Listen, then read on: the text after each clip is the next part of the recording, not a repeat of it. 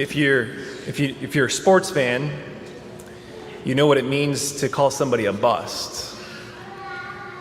Somebody who's coming out of high school or coming out of college, and all the scouts label him or her as a can't-miss prospect.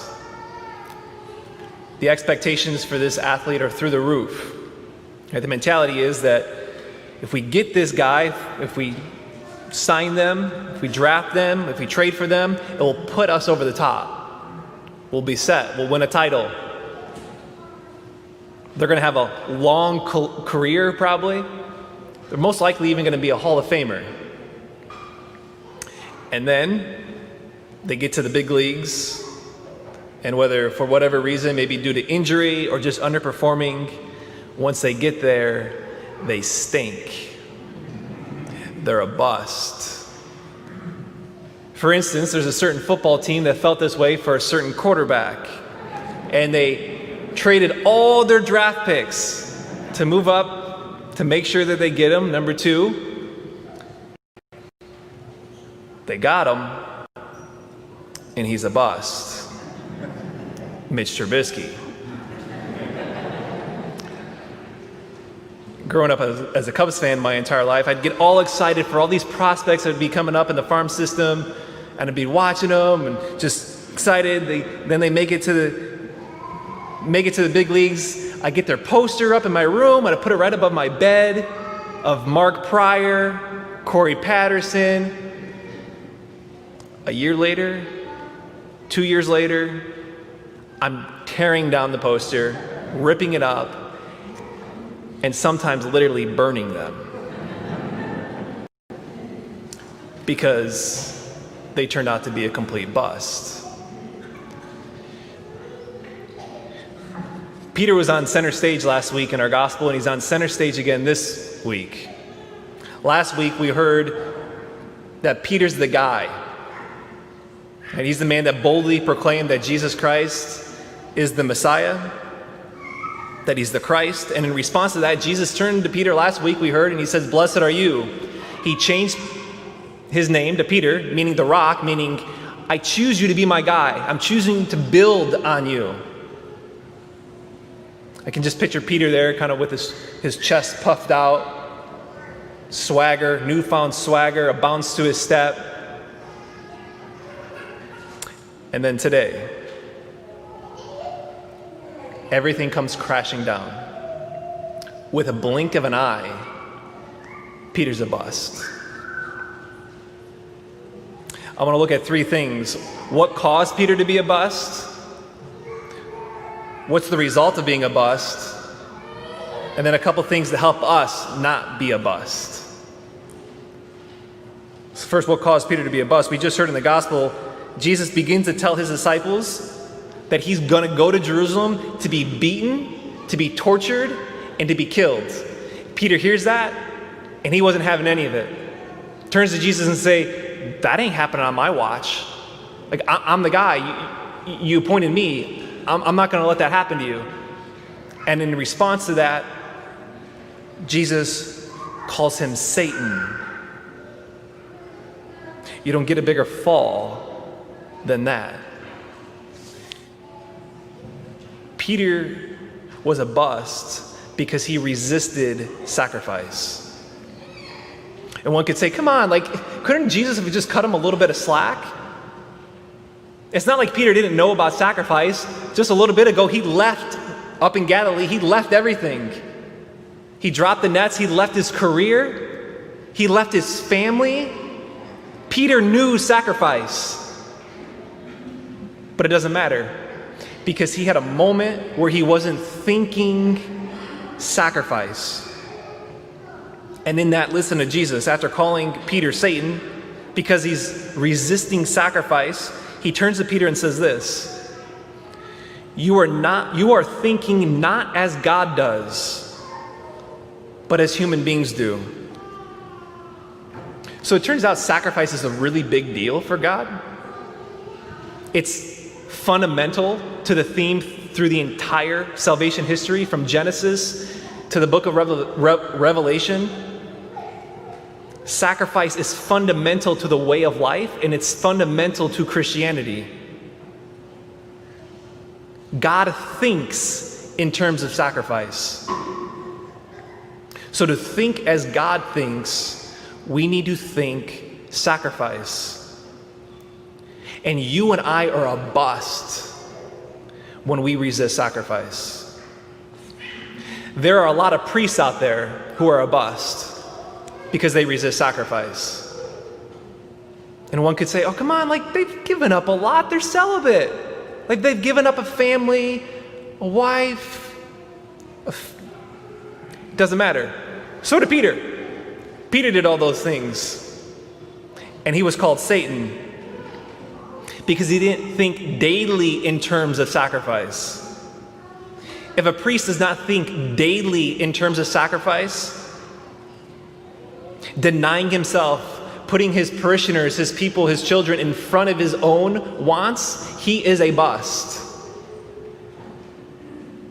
There's a common theme throughout the scriptures. In the Old Testament, God was always railing on the shepherds of Israel, saying that they're comfortable, they're watching out for themselves. Jesus in the New Testament, railing on the scribes and Pharisees. They were a bust. The consequences are brutal in the church when priests, when bishops, when cardinals are a bust. And they're not denying themselves and thinking habitually in the terms of sacrifice. We see that. The results of that, the consequences of that are rampant. Parishes just kind of just floating, being in maintenance mode, not in mission mode. Of course, the abuse scandal. When priests resist sacrifice, they're a bust. There are a lot of married men and women who are a bust because they resist sacrifice. They aren't thinking with the mind of God in terms of sacrifice. Marriage and sacrifice are the same thing. It's how Jesus, that's how the scriptures, that's how Paul talks about marriage. Choosing daily to hand over my life to my spouse, to deny myself daily. Not just the one time on the altar, but again, the habitual. This is what the point that Jesus is driving home in the gospel today. Thinking with the mind of Christ is thinking daily in terms of sacrifice towards my spouse. And this is, of course, as Paul stressed this, it begins with the husband to make the first move. To model that as Christ modeling it, laying down his life for the church on the cross. The idea here is that the wife sees the husband make the first move of sacrifice, is so, by seeing it, by feeling it, is so overcome by the move of sacrifice by her husband, she can't help but make a reciprocal response to it. And the consequences are brutal in our world today when marriages are a bust. When sacrifice just begins to slip and it happens easy and it happens fast. Because life is crazy and it's hard. It leads to a lot of the problems in the world that we're having today, of what we're seeing in the news, fatherless homes, men being bust. There's a lot of teenagers and young people who are a bust because they resist sacrifice. They're not thinking in terms of sacrifice. Teens who play video games all day, or too much social media, and be like, come on, Father Mark, cut us a break. Like, we're young here. Like, Father Mark, let them have like some time of freedom, of like void of responsibility. And that is true in one sense. But there gets to be a point where one is not answering the call of which they are created for, even at a younger age. And the youth here, hear this. You are being trained by the world today. The world targets you and is training you to not sacrifice, to put your own needs and wants first. And it happens young. And the consequences of that, of being a bust, in high school, college, or as a young adult, the consequences are brutal. If you're a student right now, especially whether it's college or as college looks different, or it's in high school and you're e-learning, going to e-learning, you don't have a teacher over your shoulder watching all the time, what are you going to do? It's going to be easier for you to be a bust. Will you thrive and sacrifice? Or just coax through? See your desk as a place of sacrifice. And we're not just talking about little sacrifices here and there. And I think sometimes as Catholics we can think that way with regards to Lent, right? And it kind of just transfers through of like giving up this, giving or that. What Jesus is talking about, the way of the gospel, is a habitual thinking in terms of sacrifice and denial. And the reality is many of us try to follow Christ today without habitually thinking with a spirit of sacrifice. And it just doesn't work. It's not Christianity, and it's not a formula to a meaningful life. So secondly, what's the result of being a bust? We become an enemy of the cross. We gain the world, but we lose our soul. That's what Jesus says in the gospel today. St. Paul reiterates this elsewhere. He's writing to the Philippians in chapter 3, verse 18. He says, "For many of whom I have often told you, and now I tell you even with tears." So Paul, this is a big deal for Paul. He's crying as he's writing this. Live as enemies of the cross of Christ. Their end is destruction. Their God is their belly, and their glory is their shame, with minds set on earthly things. That's the way of the world, to be void of the cross, to be void of sacrifice, to be void of suffering, mind set on earthly things, living for the self, living for the here and now. So one might say, like, I want to have a life without the cross. That's anti-gospel. It's demonic. It's satanic. That's why Jesus calls Peter Satan today. And Jesus isn't overreacting. Right? Paul's saying the belly is satisfied. The belly becomes their God. That is, I'm never sacrificing the present for future gain. I'm never sacrificing the present for future gain. It's just about instant gratification. I gain the world, but I lose my soul. They glory in their shame, he says. That is, if I'm not sacrificing, it leads to destruction. It leads to misery. It leads to depression. Because we were made to give of ourselves as a utter gift. To be a self-gift, to make a self-donation is what John Paul II would talk about ad nausea. He would quote this section from Vatican II document Gaudium et Spes, where he says, "Man, who is the only creature on earth which God willed for himself, cannot fully find himself except through a sincere gift of self.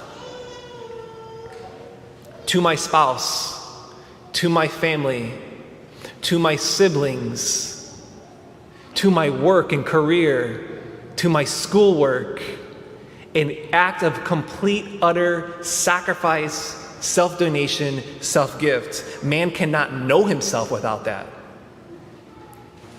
If you and I are not thinking in terms of sacrifice, daily thinking in terms of sacrifice, of how I can sacrifice myself more, we become enemies of the cross. And by the way, just being a dad and being a mom and being a husband and a wife and being a student in the midst, or being a mom or dad in the midst of trying to navigate e-learning when I'm working and this, it becomes all that much harder when I'm not having the mindset of sacrifice. Some of you may say, well, this is all a bit much. Daily sacrifice, daily denial of the self. That's what Peter said, and he got called Satan by Jesus. Because it's not the way God thinks. It's not the way of the cross. So quick, just 2 things to help us not be a bust ourselves.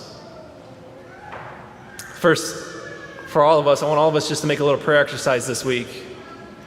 As Jesus turned to Peter today, I just want us to go in our mind, imaginative prayer to go in our mind and have Jesus turn to us as he turned to Peter, and then for us to ask ourselves, to what extent might Jesus be turning to me and saying, you're not thinking with the mind of Christ in terms of your marriage.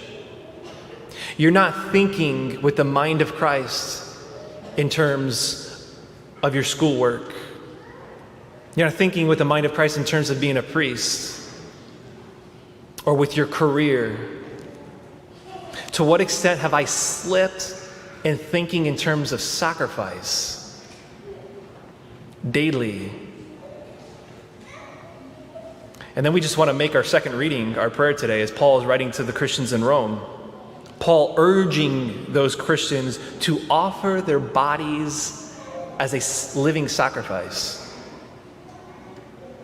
And to do that, he's imploring them to have a renewal of the mind, to not think the way of the world that's all about instant gratification, not sacrificing the present for the future at all. By the way, Peter experienced that renewal of the mind because not too far after this gospel, he was crucified upside down. And lastly here, the second thing to help us not be a bust is to look at St. Therese of Lisieux, the little way of love. That she was just a young, cloistered, religious nun. And she lived the gospel in her own life by making small sacrifices with great love. And this was her way of embracing the cross, to willingly choose to sacrifice things daily, small things, in order to begin to think habitually with the mind of Christ in terms of sacrifice. She talked about just scrubbing the floors of the convent, enduring and listening to a conversation with a sister, a fellow sister that she couldn't stand. Little acts of love, little acts of sacrifice to help us habitually think with the mind of Christ. To always be on the lookout of paths to help us to lead us, of opportunities to give of ourselves more, to be more of a self-gift. Emptying the dishwasher before she has a chance to do it, or before he has a chance to do it, or before my parents tell me to do it. Little acts of self-denial, of sacrifice, helps us to habitually think with the mind of Christ. It's the way of the cross. It's the way of Jesus. Don't resist the cross. Don't be a bust.